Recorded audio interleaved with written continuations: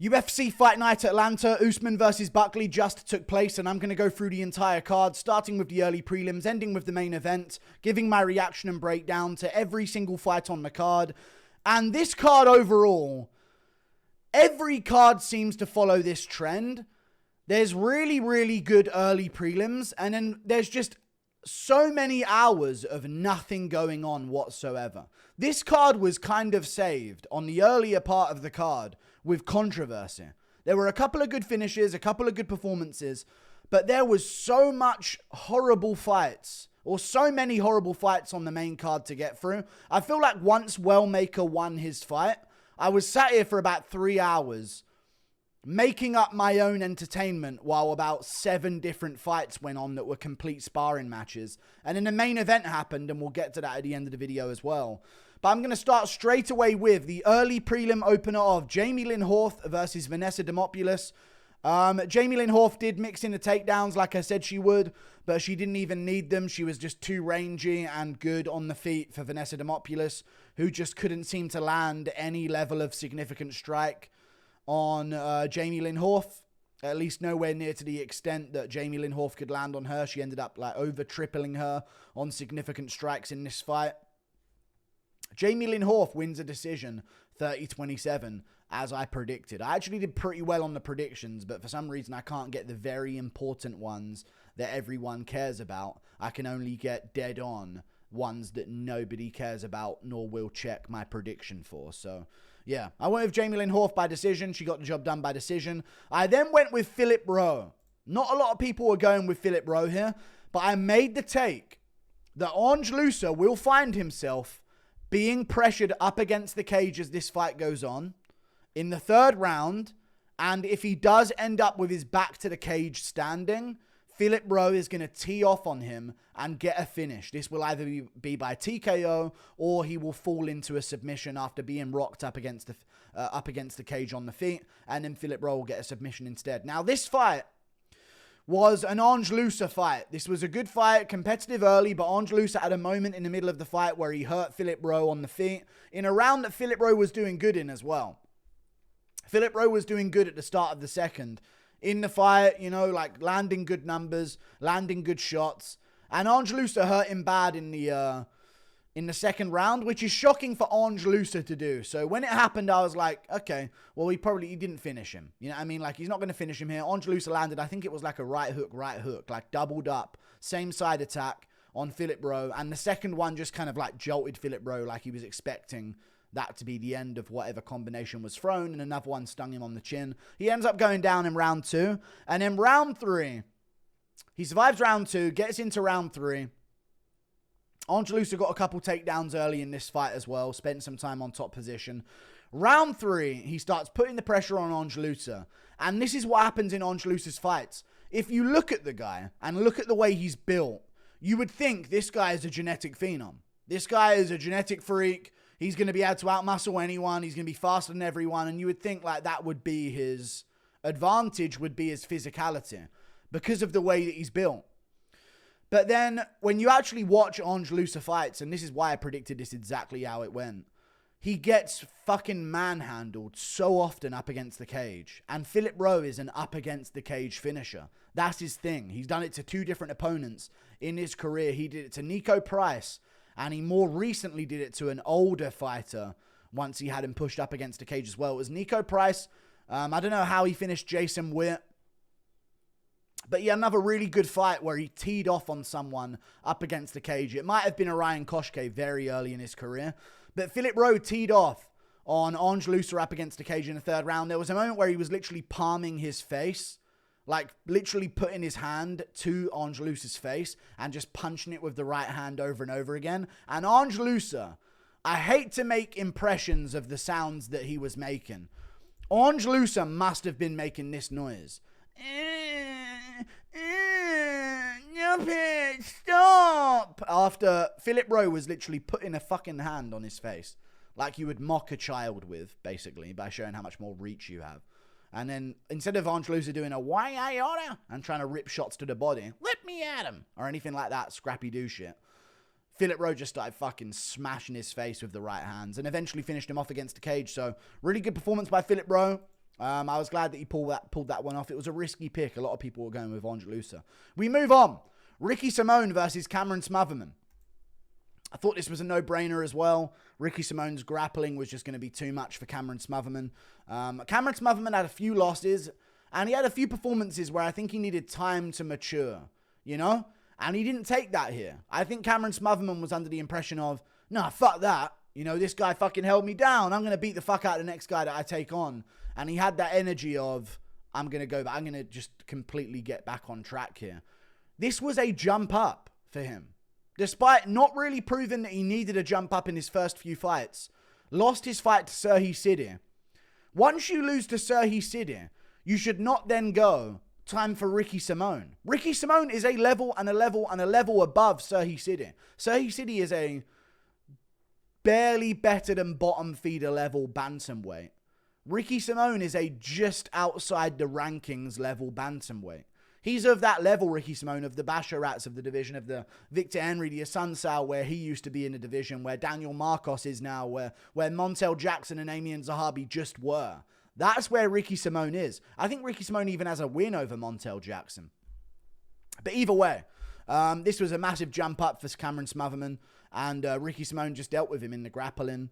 Didn't really get too busy on the feet, but was able to keep him up against the cage on his knees. And you just couldn't really escape. There was even a moment in the fight, according to Ricky Simón, and I played it back as well, a clip of it, where he said, "You're under arrest," to Cameron Smotherman, while he had him pinned up against the cage, I guess with his arm behind his back. Ricky Simón was saying, "You're under arrest." And apparently, according to Ricky Simón, Cameron Smotherman went back, "You're racist. That's racist for you to do that." So I don't know if that... I'm going to maybe try and play it back and listen to that moment, but according to Ricky Simón and the people of my chat, that's what happened. Ricky Simón said, "You're under arrest," and Cameron Smotherman was like, "That's fucking racist," as Ricky Simón is dominating him in the fight. I don't think he was trying to be. I think he was just saying, "Look, I've got you pinned up against the wall with your hands behind your back. You're under arrest." But hey, that was the situation in that fight. We move on. Cody Durden versus Jose Ochoa. Jose Ochoa was my pick here. Again, a lot of people went with Cody Durden. A lot of people went with Cody Durden here. He's more experienced. He's beaten good fighters in the UFC. You know, he has some sneaky good wins in the flyweight division. I think he has a win over Charles Johnson at flyweight with his wrestling. And, you know, he did good against other opponents. And he can always do well in the wrestling early in fights. And I think that's why a lot of people faded Ochoa here. Because he's a very explosive fighter. You'd think, okay, maybe Durden can slow him down and put that experience on him. But Jose Ochoa is sick, man. Fast with everything he does. Dangerous off bottom position. You could see in this fight, this wasn't like a Buckley Usman situation. This was Cody Durden on top, but being exhausted of being on top. Like, why am I not able to rest in these positions? He would finally get to a dominant position on Jose Ochoa, and it'd be time for him to worry about something else. So Jose Ochoa just stayed explosive, stayed working on the feet, and in round 2 when it started, I mean, Ochoa just fucking put hands on him. Straight left, over the top, left overhand maybe it was. Hurt Cody Durden right on the tip of the jaw. It was a nasty punch that he hit him with right on the tip of the jaw, spun his jaw, wobbled Durden bad, and then the next follow-up shot was the same exact punch. Threw a couple, missed, and then landed that left hand down the pipe again, putting Cody Durden down and out. Second round TKO for Jose Ochoa. He's very good. I've been saying this about Ochoa. He is very good, and he will be good. And I've been paying attention to him for a while, so this was a good lock for me. We move on. Malcolm Wellmaker versus Kris Moutinho. Speaking of locks, first round KO with a right hook as Kris Moutinho comes in. Called it on the spot. I called it on point, exactly how it was. Yeah, Malcolm Wellmaker versus Kris Moutinho may go down as some of the most unfair matchmaking in UFC history. I don't understand what the matchmakers are doing here. Like, there's one thing with, you know, Sean O'Malley, like Eddie Wineland is like, okay, they found Eddie Wineland, but O'Malley had already lost to Vera, or just not quite lost to Vera yet. And then they found, like, Thomas Almeida. But I still, like, recognize them as, like, good fighters. Not Eddie Wineland as much, but Thomas Almeida's like, okay, he's had a few tough performances where he's been chinned. But other than that, he's a really well-rounded, good fighter. I don't think Kris Moutinho is a good fighter. And I don't know why they'd mash him up with Wellmaker, who's one of the more talented prospects in the bantamweight division. He was landing good low kicks early on Moutinho. And eventually, in the middle of the first round, you were like, hang on a second. Wellmaker's trying to take his head off with everything that he throws. And Moutinho's still there. He ate a few good shots early on, Moutinho. And he started pressuring, and eventually you were like, hang on a minute. Malcolm Wellmaker needs to get back to what he was doing. And once he reset and went back to what he was doing at the start, I think he threw another low kick and then reset. And immediately caught Kris Moutinho with that right hook. Face planted him. TKO in the first round. Malcolm Wellmaker, that's 2 for 2, I would imagine, on performance bonuses. The guy's made 100K within the space of a few weeks. Just by being entertaining in a combat sport. Crazy how much money can be made out of this game. But yeah, that's his win bonus and show money for his first fight and his Venom sponsor. Then his win bonus and show money here and 2 performance bonuses. The guy's probably made about 160 grand in a couple of weeks since his UFC debut. Which is insane. So credit to Malcolm Wellmaker. Nasty performance here against Kris Moutinho. No more of this. Give him Ricky Simone. You know, give him someone who's like a name at bantamweight where we're like, this is a good fighter. This would be interesting to see against Malcolm Wellmaker. So yeah, give him someone outside the rankings that's known, like a Victor Henry. Someone who you want to lose and probably will lose, but it's also like a win where you're like, okay, this is good that Wellmaker got this win. This is impressive that he got this win. This fight with Moutinho, I mean, people were saying, look at, you know, this makes O'Malley look bad. But Guido Canetti made O'Malley look bad by chinning Moutinho in the first round. Guido Canetti was a 42-year-old man and knocked out Kris Moutinho after the O'Malley performance. That's why he got cut from the UFC. This happens to Moutinho against that next jump up of comp. And Wellmaker performed well, got another highlight, and wants back in there as soon as possible. And I want to see Wellmaker back in there as soon as possible. Honestly, we don't have enough fights for UFC 317. Get him on the card. We don't have enough fights for UFC 318 in Louisiana. Get him on the Louisiana card. Take advantage of this hype and save some of these weaker looking upcoming pay-per-view cards with Wellmaker's presence against a name that is somewhat more recognizable at bantamweight. Great performance though. We move on. Michael Chiesa versus Court McGee. I've been saying this about Michael Chiesa. He dropped the lawsuit against McGregor in the UFC when he got hit with the dolly, and that costed him a title shot with Khabib Nurmagomedov, which was very admirable of him to do. And I know that his plan was, I'm cool with all the UFC guys. If I do this lawsuit, I'm not going to be cool with all the UFC guys. And he has probably made more post his moment in the bus where he got hit by the dolly. He's probably made more since then working for the UFC and continuing to fight some of these fights than he would have if he actually won the lawsuit. So it was a smart move by Chiesa. I'm not denying it. I will say this. I can't sit through it anymore. The matchups they are giving Chiesa are such a thank you, and you get to still be here and be on the analyst desk matchups. I fucking hate them. Comes back in 2023. Kevin Holland puts him away. Okay? But Kevin Holland, for a guy like Chiesa, is like, that's a dream matchup, really. At the time, in hindsight. Then he gets Tony Ferguson. What? No one wanted to see Chiesa versus Ferguson. Ferguson moving up to welterweight, Chiesa a dominant grappler. No one wants to fucking see that. No one wants to give Chiesa this free win over this version of Tony Ferguson. He gets the Ferguson card and gets to get paid out of that. He then gets Max Griffin. You know? And I was like, okay, maybe there's some... And then now we're getting Court McGee a year later from that in 2025. And I'm starting to think to myself, are they just doing one big fucking favor in this limbo world of Michael Chiesa's career where he just gets to like still be in the UFC? They could have easily given him like a Bomb Firm or a Randy Brown or something, you know what I mean? Like where a name can take advantage of the fact that they're in there with Michael Chiesa, who is known by the MMA fans. So I'm wondering if they're going to sacrifice him in his next fight.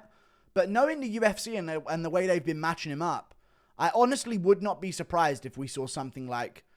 I bet you anything we're going to see something like Michael Chiesa versus Gunnar Nelson, or Michael Chiesa versus...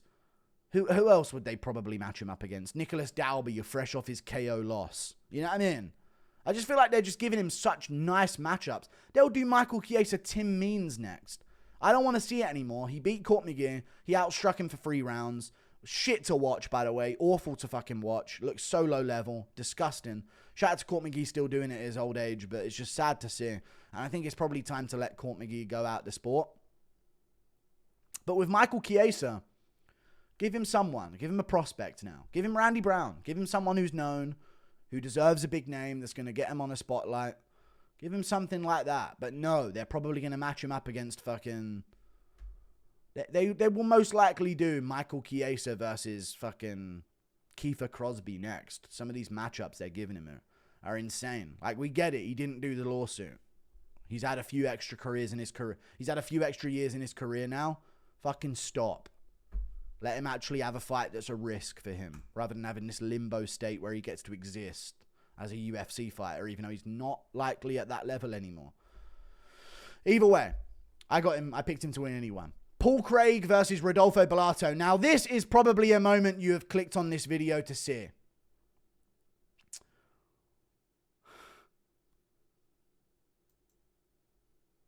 What utter bullshit from Rodolfo Bellato.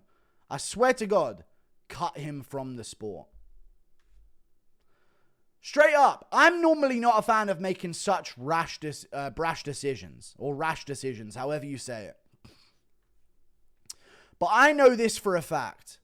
If this had happened in 2010, Dana White would be bright red at the post-fight press conference, immediately firing Rodolfo Bellato on the spot. Now, Dana White might not know about this happening. That's the current problem with the UFC's leadership right now. They should watch the replay and immediately cut Rodolfo Bellato from the sport, because it's not like he was clearly winning against Paul Craig like everyone is. He was actually losing to Paul Craig. Shock. I had Rodolfo Bellato to win. He was losing the fight to Paul Craig. He weren't throwing anything. He was literally doing nothing. He probably could have landed, and he did land a few good shots, but he barely threw anything. He threw 20 strikes in round 1. And Paul Craig went for about 52 total strikes, busy on bottom position. Landed some good shots on the feet with his kicks as well. Paul Craig actually was like, neither guy was landing punches other than Bellato on a few occasions, but it was a really bad fight to watch. But Paul Craig was a little bit ahead. He was kneeing to the body when he failed a takedown. So it was actually working for him, you know? He was doing stuff out there. He was kind of cooking in a way. Now, when I tell you that Paul Craig hit Bellato with this up kick, and Bellato, no joke, I'm not making this up, I wish I was, Rodolfo Bellato, no joke, went like this. Like that? I'm not kidding. Rodolfo Bellato looked to the ref after he got up kicked like, did you see that shit, ref? And immediately faked it on the ground. Immediately faked it on the ground. Looked at the ref. Hey, come on. As he's on his way back, he's absolutely conscious. And you can see him go, oh, it was illegal. And then, I'm not joking beyond this moment, he fake goes out cold in the middle of a complaint to the ref. Come on, ref. Oh, shit, it's actually a foul. I'll act like I'm asleep. Goes to sleep mid-complaint. The up kick was that bad. And then he wakes up like he's just left the most harrowing nightmare you've ever seen. You thought Benavidez waking up after what Figueiredo did to him was bad. Bellato woke up like... He probably got leg locked by Paul Craig for eternity 1,000 times over during this great sleep. The great sleep of Rodolfo Bellato, dude. He had the great sleep of Rodolfo Bellato, this coma that lasted, it only lasted about 10 seconds, but thousands happened in that 10 seconds while he was out cold. You know, and he woke up like, like scrambling like he was in some kind of horror film to the back of the cage. It was such bad acting and such an obvious cop-out. Fuck off. Like, straight up. And every fighter will agree with this because no fighter's pulling that shit. A fighter might grab the gloves. A fighter might grab the cage. A fighter might do this, an eye poker. He's dirty the way he fights. Doing that shit, you aren't a fighter. Straight up, you are not a fighter. You weren't getting your ass beat. It was a competitive fight. You didn't like it. You opted out the first second you got a chance to. The second he realized, oh shit, the ref actually saw that as an illegal kick. He just switched off. Immediately started acting like... waking up like he's had a nightmare. Paul Craig leg locking him into oblivion for 1,000 years. You know, burning flames around him. You should have seen the nightmares of Rodolfo Bellato, dude. It was just Paul Craig on his legs. That was all it was. That was the view of it. Paul Craig on each one of his legs. But very embarrassing from Bellato, cutting from the fucking sport. Alonzo Menifield versus Oumar Sy. This is what I'm talking about when it comes to the start of the shit of this card. This was a shit fight. 34 significant strikes for Oumar Sy. 29 significant strikes for Alonzo Menifield. You had 15 minutes. Oumar Sy in round 2 was on a takedown for no joke about 3 minutes of the round. Just head between the legs of Alonzo Menifield, trying to get this takedown while Menifield had an underhook. And it just got to the point where you were like, what the actual fuck is this? And now Alonzo Menifield scooped up a win against Oumar Sy. I had Oumar Sy winning a close decision by using some grappling. I thought he would have more options than just shooting in and laying there in that position, whether he got stopped or not. Crazy stuff. But round 1 and 3, I had pretty clearly to Alonzo Menifield. And even then, I think Oumar Sy only got a takedown for a second in round 2, and Menifield ended up working back up Buckley. We'll get to that, man. I'm still not over the main event. But Alonzo Menifield won the fight. Really shit fight to watch, but he landed better shots at range in the first and third rounds, so I don't think there's anyone complaining about this. I just thought this was a shitty look for Oumar Sy. You know, there a lot of hype going in with this. He was like a minus 700 favorite. I didn't even know what level of favorite he was, but I knew he had a lot of hype as a contender, undefeated, rangy, moves well at like heavyweight, and it was just a fucking waste because he didn't want to be a warrior and grit down and actually go for it. He'd rather just let close fights seep away from him. Crazy. Mansour Abdul-Malik versus Cody Brundage. Again, a shit fight. A shit fight, and it ended in a weird way, right? It ended in a very weird way. Scoring the third round here is fucking insane. I think. It was so soon into the third round. The fact that they scored it enough to say, okay, that was Mansour Abdul-Malik's round. No shit, he dropped him.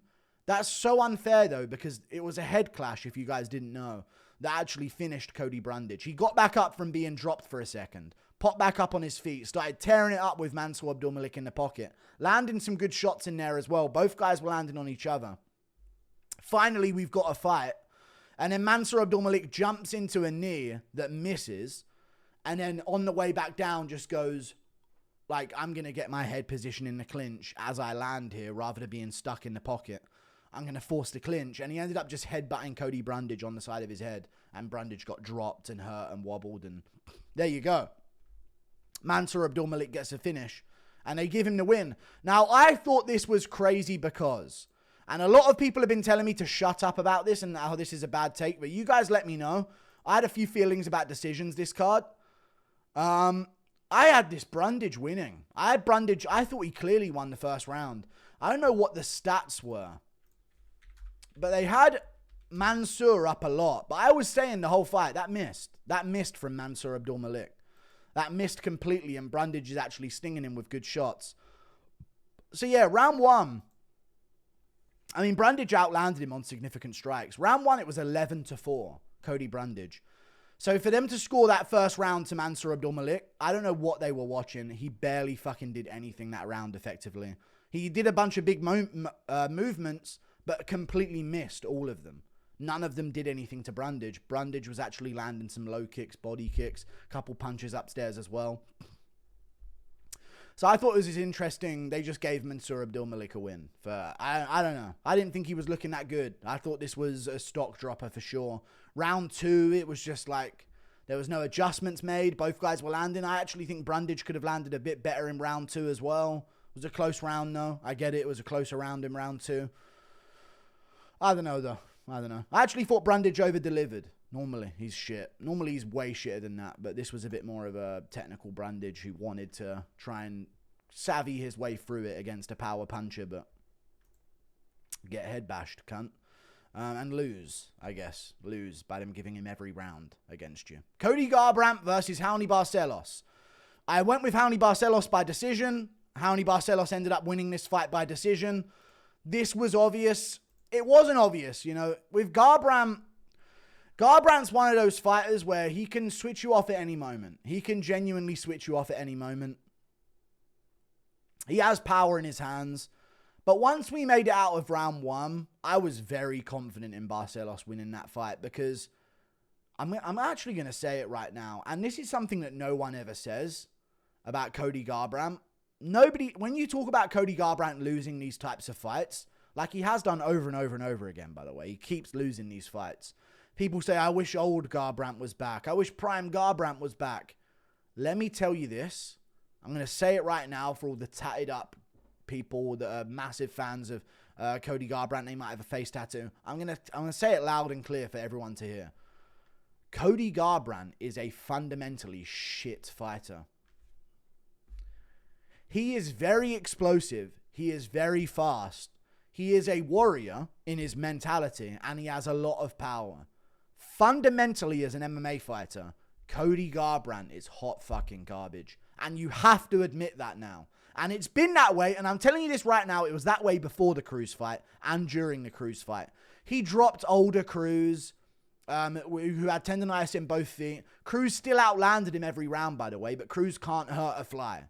There was nothing for Garbrandt to worry about. Cruz can't genuinely hurt a fly in a fight. He can't knock down opponents. He's had a knockdown over Faber once, and I remember he's punching Takeo Mizukaki with like far side wrist control on him once, and he's had moments, don't get me wrong, but Cruz can't hurt a fly, let alone that version of Cruz that fought Cody Garbrandt with tendonitis in both feet. And he still outlanded Garbrandt every round on the numbers. Garbrandt dropped him 3 times and body popped a bit and made him miss. It was crazy, and they were good moments, and Garbrandt clearly won a fight that at the time he wasn't expected to win. But within that fight still, the way he moves forward throwing punches is fucking disgraceful. And you can see it in the Cruz fight as well. But you don't pay attention to it because in a weird way, Cruz's fucking shitty, like, not shitty, Cruz's weird footwork moving backwards and positioning made him vulnerable for Cody's shots. There were so many times in this fight where Cody Garbrandt looked like he was aiming for a Raoni Barcelos that was going to be like this. You know? Like way off to the side. Like Raoni Barcelos would dip a little bit and Cody Garbrandt would try and catch him going completely at a right angle with his hips. Just completely teetering off to the side like this. And Garbrandt was missing. He was hitting the shoulders, hitting the chest. And again, defensively, he just doesn't see shots coming. Once the shots are coming, he doesn't do anything. He just freezes up like that. And that's what he does. And then offensively, if he doesn't catch you first going for a punch, which Barcelos didn't even give him the opportunity to do because he would just feint at him and then make Garbrandt throw, and then he would go in with his own shots or his low kick or his body kick, which worked for him here. He also wrestled a little bit. Couldn't really get the takedowns, but he got him eventually in one of the rounds over Cody Garbrandt. And, you know, I thought it was a good performance from Raoni Barcelos. I think in the 3rd round, he got a takedown. It was good for him to mix him up. Another dull fight, by the way. But again, this really does hit home. Cody Garbrandt is garbage. He is awful. And there's no fundamental slickness to him. It's all movements that look cool in a cage. And in round 1, he was body popping a bit and you were thinking, oh, is he back? He's never left. This is him. This is his game. He was number 8 in the world, beating an way older Takeo Mizugaki than Dominic Cruz did. He won that fight. I think he fraud checked to like surging Thomas Almeida, which was an amazing win. And then he jumped up from number 8 in the world. We had no idea where he stacked up against 7-6, 5-4, 3-2-1. Fought Dominic Cruz, tendonitis in both feet, showed up, looked like shit, and Garbrandt dropped him a few times and won. And it was great. The dancing was great. The knockdowns were amazing. This is how he matches up against everyone else. I think. I really do. And you can say, oh, his confidence isn't the same anymore.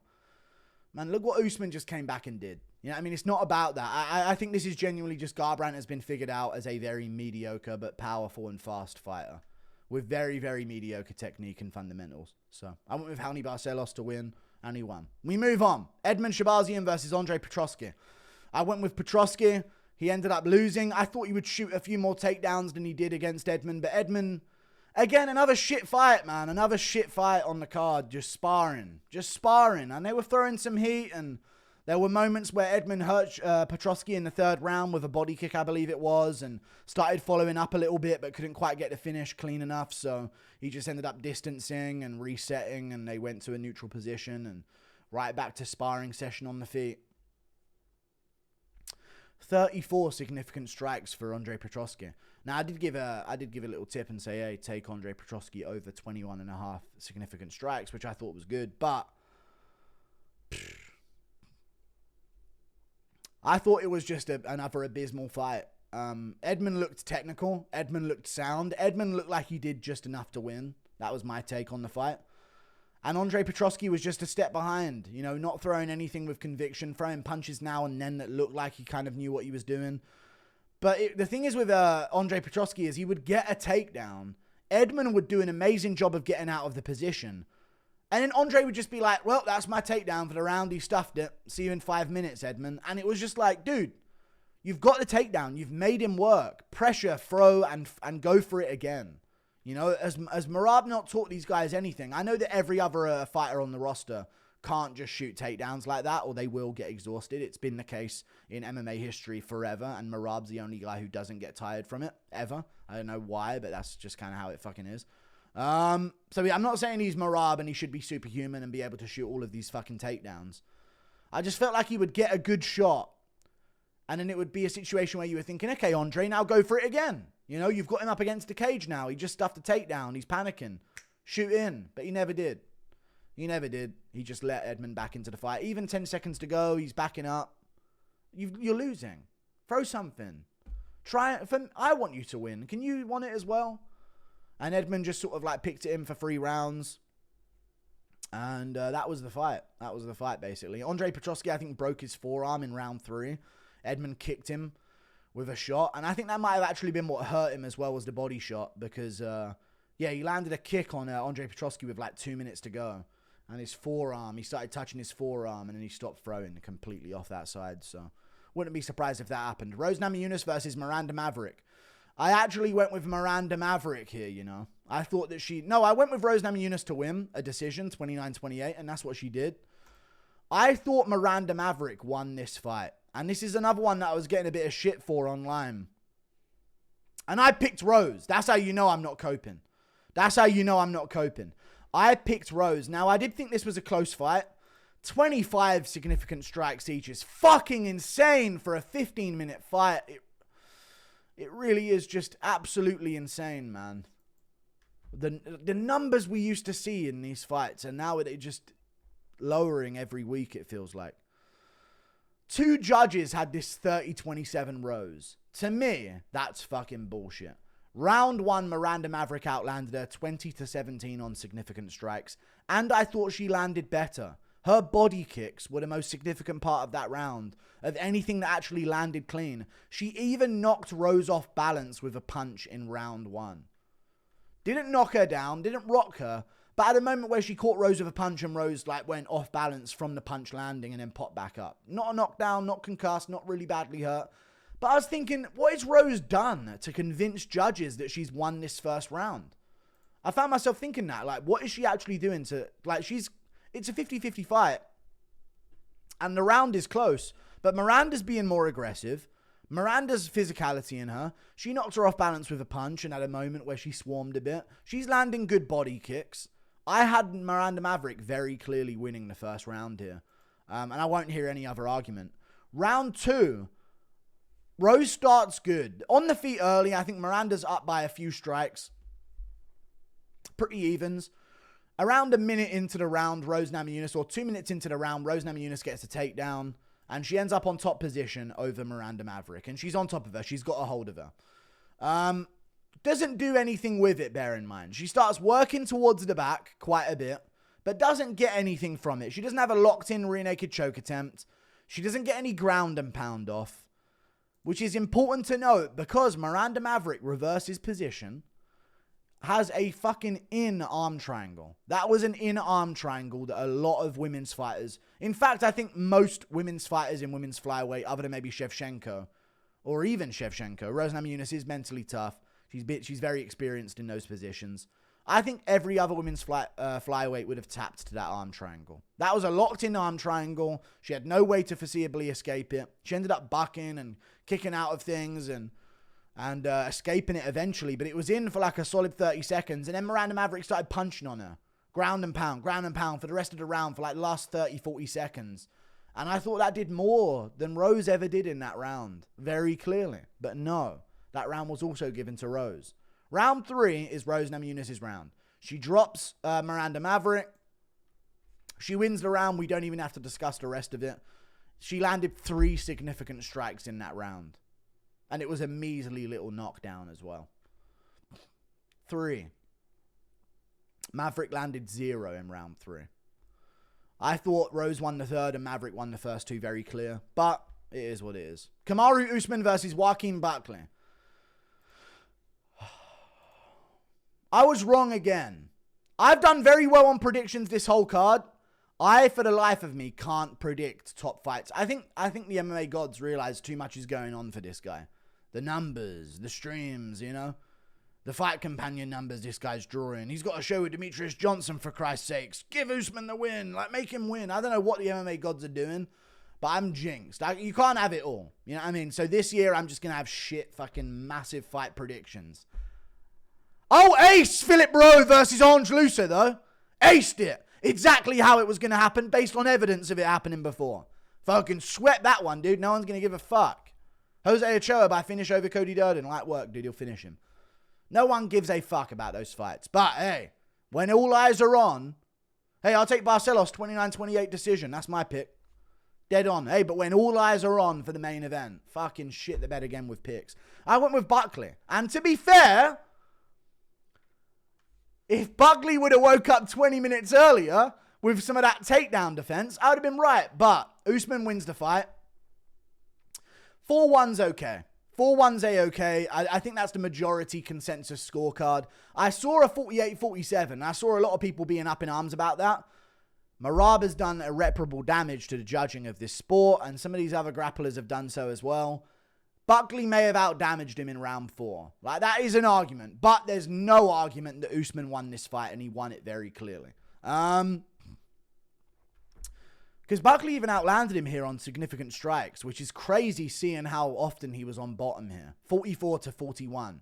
It goes to show how little Usman was doing outside of round 1. But let's talk about the actual fight. Round 1, nightmare scenario. Usman is immediately in on the takedown. We haven't seen this from Usman in a very long time, by the way. He couldn't do this to Masvidal and Covington, and didn't do it to Burns, didn't do it to Covington. And we've seen this from Usman. He'll shoot in, but he won't get it yet, and he might drag you down by the end of the round. He immediately gets it on Buckley. It's a nice timed shot. Buckley is moving into the shot at the same time that it happens, so he's not got his base underneath him. It's explainable as to why Buckley was taken down in round 1. Great takedown from Usman. Good control. Good damage from Usman. Not a 10-8 round. A lot of people are saying that. Again, Merab's cooked everyone because domination is now a 48-47 decision. You know what I mean? Or like barely eking out rounds. That's domination now in modern day sport. So now this must be the craziest thing you've ever seen. Usman's doing ground and pound on top? What? What is this? 10-8. It wasn't a 10-8 round. It was a 10-9 round that he won the whole round of. I will say this. It was as much of a 10-8 as Chimaev Usman won. Just being real. The first round there I disagreed with as well. But hey, I guess you got to be a certain fan favorite. You know, they want you to succeed moving forward type guy if they're going to give you those rounds.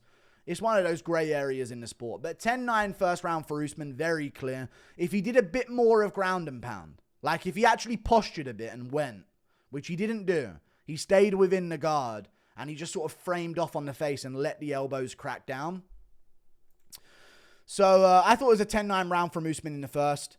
But it was a very impressive round from him. Very, very impressive round. I'm thinking, well, Buckley, you know, he got hit with a perfect takedown attempt. He'll be back next round.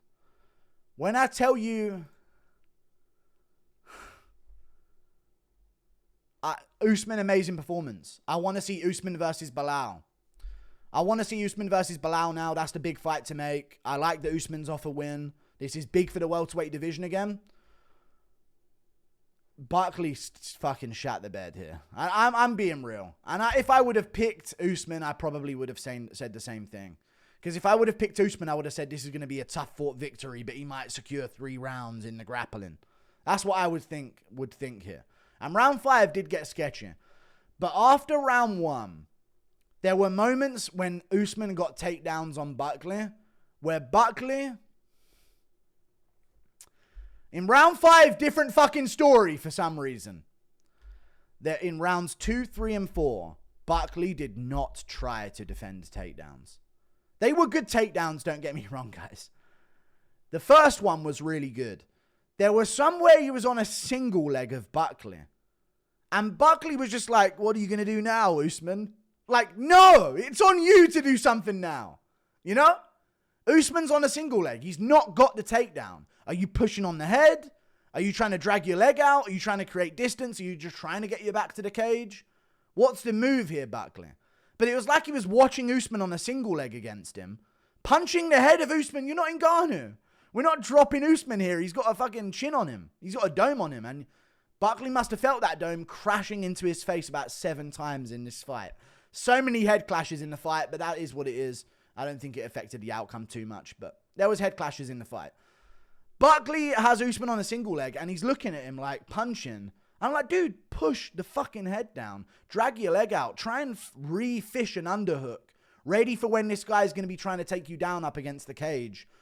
But then Buckley just got driven over himself. Trying to pogo leg around on one leg. Eventually it crumbles underneath him as a base. And that's it. He's on bottom for the rest of the round.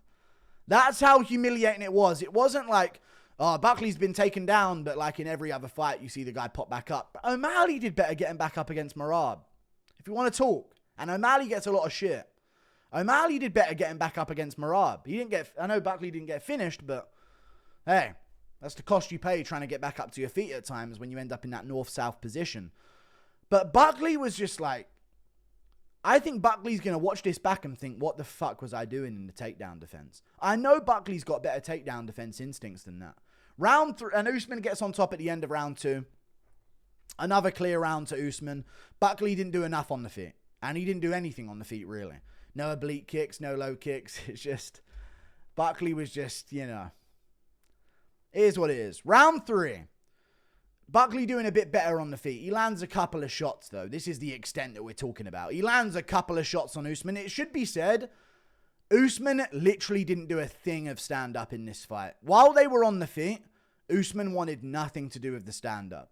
He landed a jab on Buckley. He landed a good overhand on Buckley at another point in round 4. But I could literally count on one hand the strikes that Usman landed clean on the feet in this fight. I mean, they did not happen. All he was doing was, don't get caught up, don't get chinned, find your takedown when it's there. Round 3, same situation, but I think round 3 was the round, if I'm not mistaken. It may have been round 4, where Usman was in on a takedown on Buckley, and I thought, Buckley stuffed it. Buckley has an underhook, and he has stuffed this takedown. Okay? Usman gets him up against the cage, and there is no joke about 30 seconds of Buckley looking around like, are you going to take me down yet, Usman? It felt like that's the conversation Buckley was happening. Like, that's what the conversation Buckley was having out there. His internal monologue is like, Jesus, when's this guy going to take me down already? In round 3, Usman's in on his hips, hands together behind him, and Buckley is doing nothing to change the position that he's in. He's doing nothing to change the position that he's in. You know, he's been held up against the cage. Usman's on him. There was no, let me get my legs a bit wider and get my base a little bit lower. Maybe I'll elbow the head a little bit, try and fish out an underhook here. There was no, all right, if he tries to pick me up and throw me, let me just make sure I've got this overhook on the other side. There was like none of that. Simple underhook, overhook, spread your base a little bit, lower your base a little bit, make sure it's harder to sweep you up from underneath. There was none of it.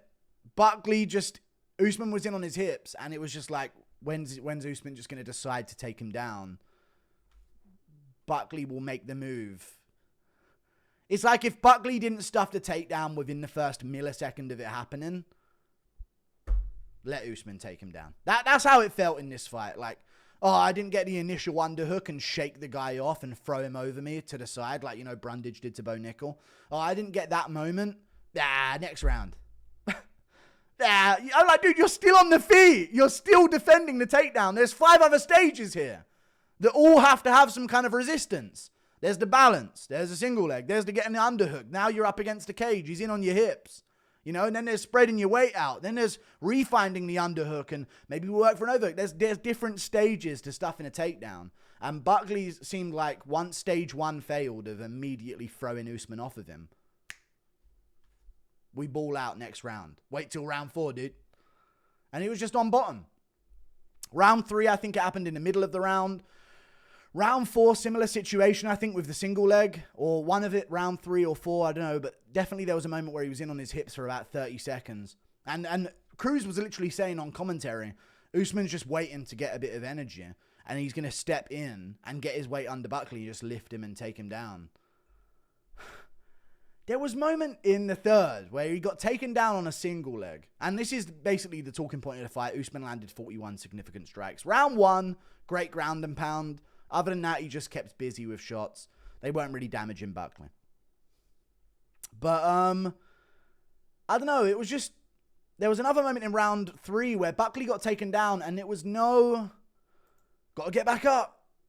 There was none of that. There was no scoot out, butt scoot back to the cage. Usman's got his legs. That's most of the takedowns here. Usman has his legs, okay, tangled up. And he's got his ass out of the takedown. Usman's not in around his hips to begin a lot of these takedowns. So they're not great shots, really. There were good shots initially on some of them. Round 1 was an amazing shot. Round 2 was a good shot. But as it went on, it was like, dude, you're out of this. You are out of this takedown, whether you think it or not. Explode.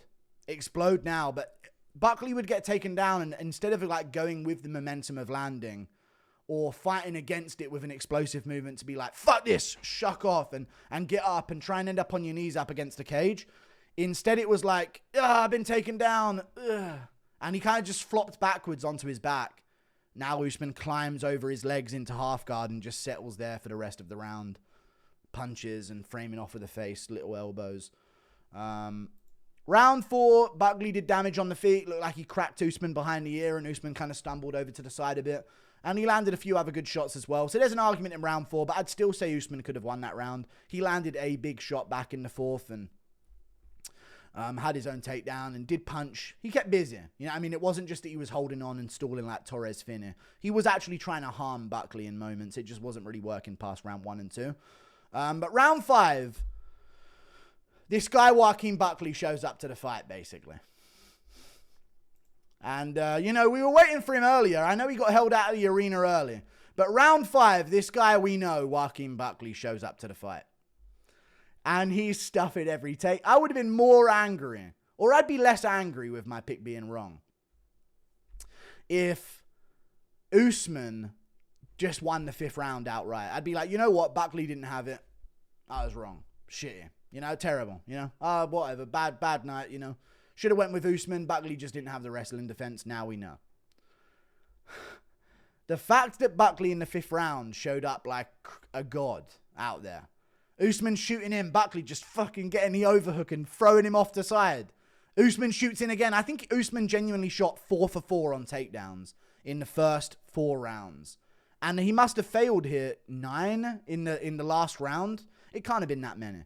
It must have been that he failed about 7 and probably reshot a couple takedowns early on while Buckley was still waiting to be taken down from the first one.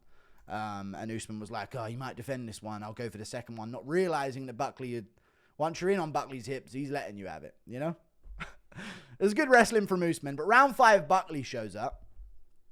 And he's teeing off on Usman in round 5 in moments. This made up the majority of the stats. I know I said that Buckley outlanded him on significant strikes, which he did. But what were the stats in round 5? 20-10 in favor of Buckley.